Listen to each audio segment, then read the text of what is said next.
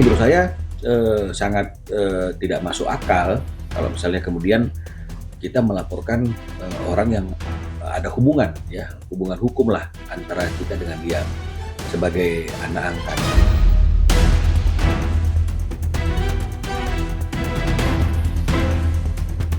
Kalau urusan bunda ke sana aku nggak tahu. Ayah juga nggak cerita ke aku sih.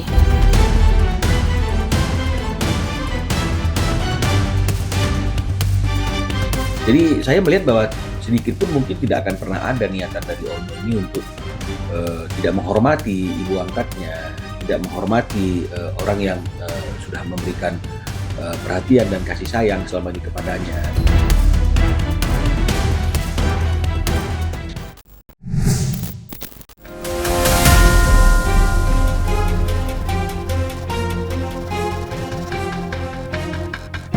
Perselisihan antara Ruben Onsu dan Sarwendah Tan tampaknya masih jauh dari kata usai. Bahkan menjelang sidang perdana gugatan hak asuh anak, polemik di antara keduanya justru kembali memanas dengan munculnya persoalan baru yang mengundang perhatian publik.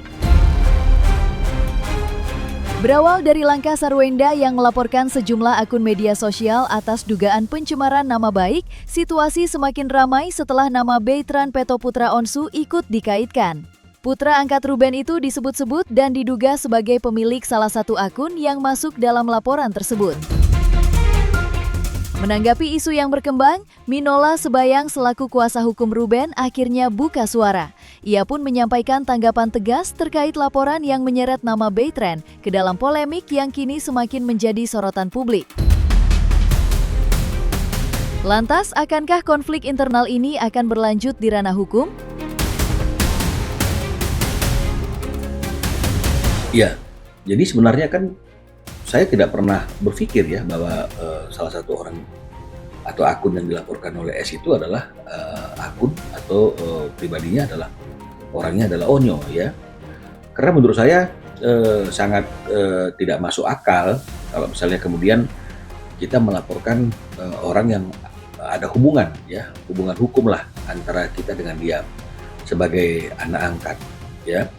Apalagi Onyo ini kan memang tinggalnya ini kan memang bersama dengan S ya. Hanya baru beberapa waktu belakangan ini saja Onyo memilih untuk tinggal bersama dengan Ruben.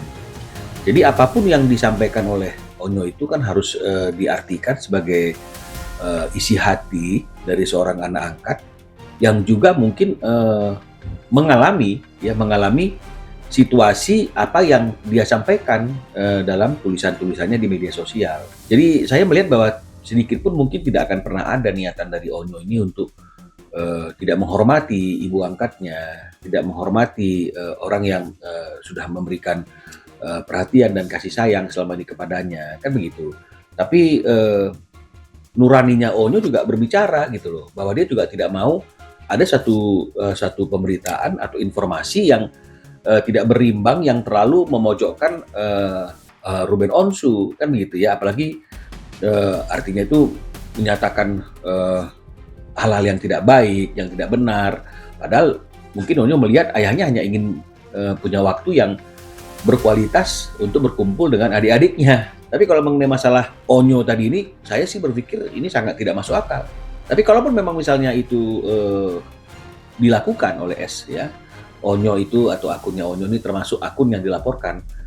Saya sudah berdiskusi juga dengan Ruben Onsu. Ruben mengatakan bahwa Bang, kalau memang misalnya Onyo termasuk orang yang akunnya dilaporkan, ya kita harus memberikan bantuan hukum, ya, memberikan bantuan hukum kepada Onyo, mendampingi Onyo, karena apa yang disampaikan oleh Onyo itu kan bukanlah didasarkan pada suatu niat kejahatan untuk mencemarkan nama baik ibu angkatnya. Kalau urusan bunda ke sana aku nggak tahu. Ayah juga nggak cerita ke aku sih. Maksudnya nggak cerita kayak aku cuma nanya, ayah gimana hari ini, oke? Dia cuma jawab oke kok gitu. Jadi nggak terlalu cerita banyak untuk dia habis pulang dari mana. Terus juga ternyata kemarin habis preskon juga pengacara ayah ya gitu. Aku nggak tahu sih. Intinya itu kan screen video dari akun-akun yang diduga mencemarkan nama baik, melakukan fitnah. Ada lebih dari satu, Pak. Lebih dari satu. Intinya fitnah-fitnah itu ya berkaitan dengan itu. Tetapi kami di sini tim kuasa hukum ini itu kami tidak masuk ke dalam permasalahan Ibu Sarwenda dengan mantan suaminya. Kami hanya terlibat dalam melaporkan akun-akun itu. Jadi untuk permasalahan Ibu Sarwenda dengan mantan suaminya itu ditangani oleh tim khusus untuk Bang Kris dengan Bang Simon ya.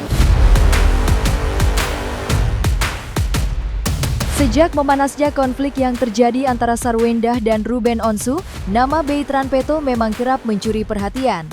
Bagaimana tidak, remaja yang akrab disapa Onyo itu beberapa kali menjadi perbincangan lantaran unggahan-unggahannya di media sosial yang dianggap penuh makna. Sejumlah cuitan yang dibagikannya bahkan sukses mengejutkan warganet dan memicu berbagai spekulasi. Tak hanya itu, Onyo juga sempat menyinggung adanya dugaan tindakan kekerasan serta doktrin negatif yang disebut berasal dari sosok yang ia panggil tante. Lantas, apakah fakta tersebut nantinya akan digunakan Onyo untuk mengcounter laporan dari ibu angkatnya itu? Nah, mungkin yang terkait kan penasaran kan, maksudnya Onyo yang bilang dititap segala macam. Iya, itu mungkin gimana Nyo? Untuk urusan itu boleh, itu next aja. Itu yang lain ya. Ya. Segala macam. Enggak, aku enggak udah berusaha untuk aku juga pengen semuanya adalah baik-baik aja. Suaranya itu adalah suara seorang anak, ya. Suara seorang anak yang sebenarnya nggak ada keberpihakan kemana-mana, cuma dia hanya ingin berpihak pada sesuatu yang menurut dia benar dari kacamatanya dia. Dan ketika suara-suara miring itu menyerang ayahnya dan itu datang dari pihak sebelah gitu misalnya, ya dia wajar dong menyampaikan sesuatu yang menurut dia bagaimana fakta sebenarnya yang terjadi seperti apa yang dialaminya, karena dia ada dalam lingkungan keluarga tersebut. Nah, jadi kalau misalnya kemudian ini dilaporkan kan berarti boleh dikatakan kan ini tidak seharusnya itu dilaporkan, tidak sepantasnya.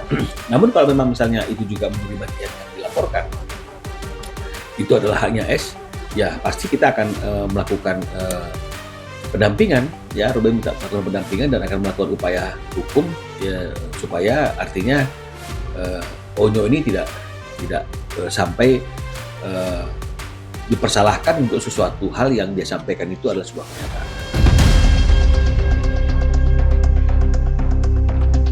Ya, seperti diketahui sebelumnya beberapa pekan lalu, Sarwenda telah resmi melaporkan sejumlah akun media sosial ke Polres Jakarta Selatan atas dugaan pencemaran nama baik yang ditujukan kepada dirinya. Langkah itu diambil lantaran Sarwenda merasa berbagai unggahan yang beredar di media sosial sudah melewati batas. Deretan komentar hingga tudingan yang terus bermunculan disebut telah merugikan dan mencoreng nama baiknya. Di sisi lain, keputusan itu justru memancing tanggapan dari berbagai pihak. Tessa Mariska, yang selama ini dikenal berada di barisan pendukung Ruben Onsu, turut angkat bicara. Pernyataannya pun langsung menjadi sorotan dan semakin memanaskan dinamika konflik yang hingga kini belum menunjukkan tanda-tanda mereda. Lalu seperti apa reaksi Tessa Mariska menyikapi hal tersebut? Benarkah salah satu akun yang dilaporkan oleh Sarwenda adalah akun miliknya?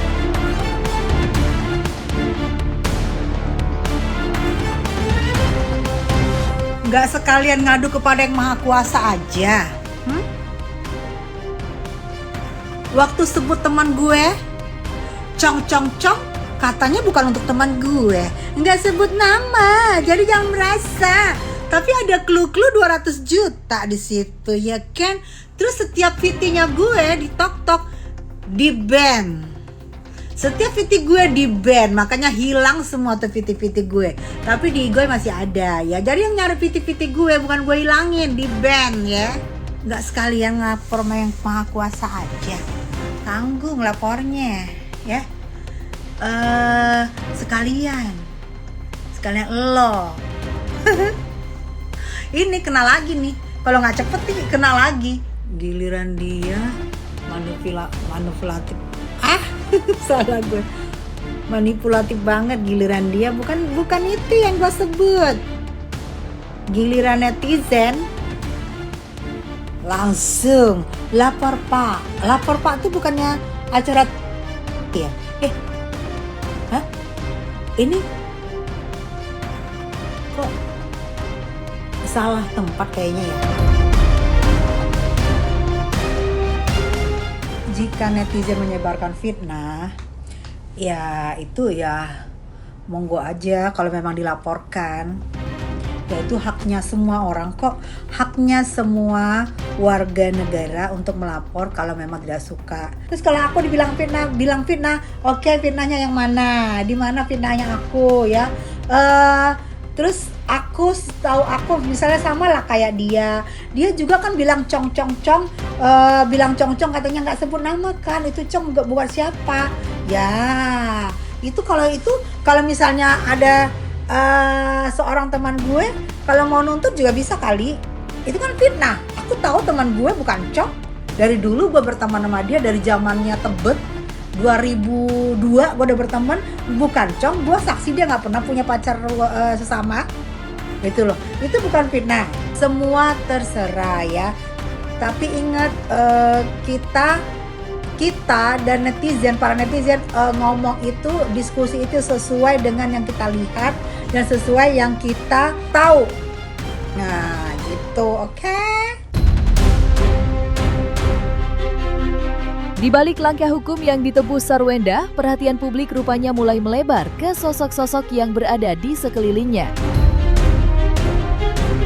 Salah satu nama yang tak luput dari sorotan adalah Giorgio Antonio, yang belakangan ramai disebut sebagai pria yang tengah dekat dengan Sarwenda. Sejak ikut menunjukkan dukungan secara terbuka, Gio pun tak henti-hentinya menjadi bahan perbincangan warganet. Kehadirannya di tengah konflik bahkan memunculkan berbagai komentar dan spekulasi yang terus bergulir di media sosial. Kehebohan itu semakin bertambah setelah penyanyi hipdut Reins Rael ikut angkat bicara. Lewat pernyataannya, Reins sempat menyinggung masa lalu Giorgio hingga memicu reaksi berantai dari publik. Adu semuanya, Instagram dan TikTok pada ngomongin si CEO BH. Ntar mantan boti lihat malah ketawa ketiwi loh, tulis Rian. Jadi nggak apa-apa, gitu diemin aja, gitu. Dan sebetulnya aku juga sama Mami, yang paling tahu itu sebenarnya aku dan Mamio gitu. Keadaannya Mamio itu seperti apa, yang itu kita. Berasa rapi kan sih? Udah ya, lebih rapi. Jadi kalau kubu-kubu sana mau asumsi, jelek-jelekin, mendingan jelekin aku aja, nggak apa-apa, daripada Mamio punya anak kok, guys. Mamio punya 2 anak. Jadi perempuan gitu, jadi tolonglah gitu ya.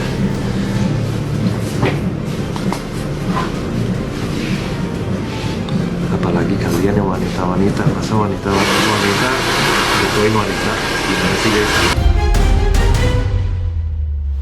Sebenarnya aku bukan nyinggung ya, itu lebih ke fakta sih gitu loh. Karena aku tahu ayah Ruben tuh baik banget loh, baik sekali gitu loh. Jadi di sini aku nggak main tim-timan, cuma apa yang aku obrolin itu emang fakta gitu loh, bukan yang ngarang-ngarang gitu loh. Ya aku nggak tahu sejauhnya kalau masalah boykot gitu loh. Karena kita public figure, kita kerja, kita ngelakuin apa untuk masyarakat. Sekali kita celah sedikit, pasti kan masyarakat yang memantau, menilai sendiri gitu, termasuk saya kan gitu. Ya makanya kita kalau misalkan mau melakukan sesuatu, kita harus berpikir dampaknya itu apa, pengaruhnya itu kita terhadap masyarakat itu apa gitu. Ya jadi begini ya, jadi kan semakin kesini mungkin masyarakat semakin terbuka matanya melihat fakta-fakta, bahkan mungkin jejak digital yang selama ini mungkin diabaikan kemudian dikulik-kulik akhirnya muncul lagi kan begitu ya. Terus kemudian ada aksi-aksi yang juga dilakukan oleh S gitu ya, misalnya dengan aksi-aksi ke Komisi Perempuan, memberikan pernyataan-pernyataan kan begitu ya, membuat laporan. Jadi akhirnya ini juga akan mengusik rasa penasaran masyarakat dan netizen bagaimana sebenarnya fakta yang sebenarnya gitu. Kenapa ini orang kok artinya dari masalah kecil hanya diharapkan jaga lisan, jaga sikap, dan kemudian meminta maaf kepada orang yang dicederai harga dirinya. Ruben kok berat sekali kan begitu, malah jadi melebar kemana-mana, bahkan menyerang netizen kan begitu ya. Pasti kita pengen kan ekspresinya, mengedepankan estetika. jelas tadi mendengarkan.